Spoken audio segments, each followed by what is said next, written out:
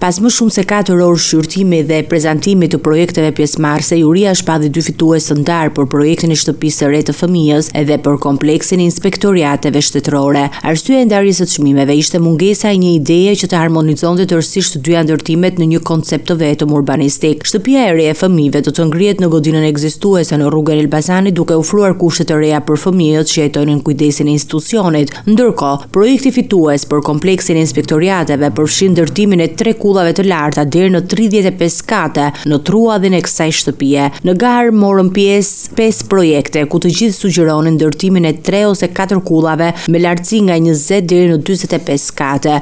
Organizatori i konkursit ishte Korporata Shqiptare e Investimeve, e cila theksoi se projekti fitues reflektoi një vizion modern dhe i përshtatet nevojave funksionale të institucioneve. Kreu i qeverisë i pranishëm gjatë shpalljes së fituesve theksoi rëndësinë e krijimit të kushteve të reja për fëmijët dhe profesionalizmin e hapësirave administrative, duke e cilësuar këtë si një hap përpara në zhvillimin urban të Tiranës.